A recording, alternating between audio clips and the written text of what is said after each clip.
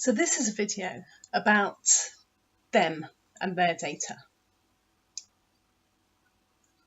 Often when we're talking to clergy about the appointments process, there's a real anxiety about the profiles and the job description, the person specification, and the anxiety is, what's their hidden message? How can I read between the lines and see what's really going on here? And sometimes maybe there is a hidden message, but often I think that's not the case. And perhaps they, through their paperwork, are doing their best to express themselves as they see themselves in a way that makes them look like them. A bit like when you're looking at your paperwork and thinking about how to express yourself and not being completely clear about what that needs to be. It may not be that you're trying to hide something, but that you haven't articulated or recognised something about yourself. Same. And similarly, I think when they are doing their paperwork, they do want to give a good impression of themselves, just like you when you're doing your paperwork. So you might not include warts and all. And although you might hope that they will, it's interesting that that's what you want them to show, but you might not want to show it themselves.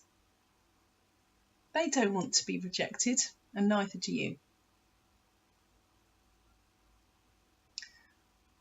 So I think there's something about reading their paperwork in the spirit in which it was intended. They may have put it together in all sorts of different ways and with all sorts of different people being responsible for the content. It won't be perfect. Just like you, the only being that knows their truth is God. So their paperwork will describe a flawed community of flawed people, even if it all looks shiny and lovely. So perhaps we start reading it with generosity and forgiveness. How then should we read their paperwork? With discernment and prayer, and with a recognition of who you are and how you might fit there. So for people who like structure, it could look like this. Number one, a read through from beginning to end as a complete flow. No stopping or reviewing, just read it and then go away and think and pray. Second read through, slowly, taking notes as you go.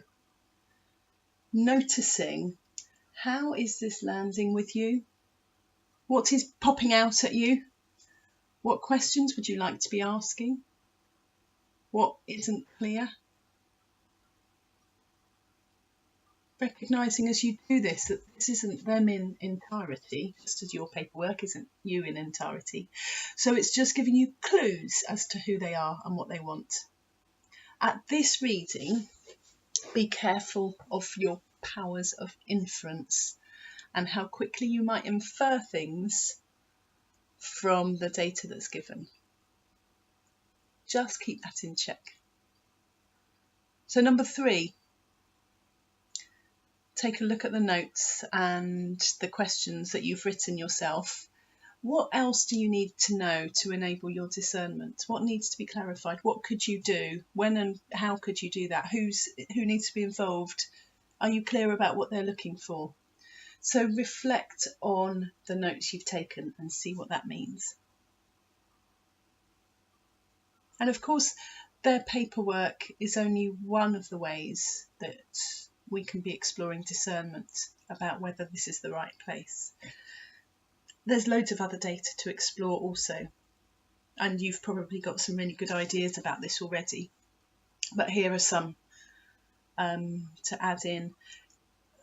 Internet provides all sorts of useful data that might include for you their church website or lack of, the diocesan website. It's useful to look at census data. It's useful to take a look at the Church Urban Fund data on this place. Newspapers, local newspapers, interesting to notice whether there's a presence there, whether you would know from looking at the newspaper whether there's a church there and what they're doing. Another thing that's really useful to do is ask people, so whether it's a local place, or maybe your distant cousin lives there or nearby, ask them, remembering that this is just one bit of data to include in the whole, rather than this one bit of data includes the whole truth. Visiting, so that might be visiting the community, visiting the church. Of course, it's useful to be really clear about why you're visiting and what you're looking out for. For example, their main church service on a Sunday, is that what you're wanting to see? Or is it about them and the community? So what happens on a Tuesday afternoon in their church? You might decide to visit their main service. Just be aware that they are not a whole church at the moment. They may have a visiting preacher that might not tell you much about who they are. Also, think before you go about whether you're going undercover, and be careful about that. Noticing what their church looks like when there isn't an incumbent is useful, but once again isn't the whole truth. And it's really important that we receive all of this data that we've collected, whether from their profile, from the newspapers, from websites, from people, asking people, might include the archdeacon, area dean. In that, it's really important that we receive all of this data in a measured way so that no one piece contains the whole truth about a place. The one person that we ask might be effusive with praise or condemnation about this place, but that's not the whole truth. You could visit on the day when the church is shut because the boiler's flooded. That's not the whole truth either. So, the question that I would like to leave you with at the end of this video is, what do you need to know in order to help your discernment? And where can you go to get that information?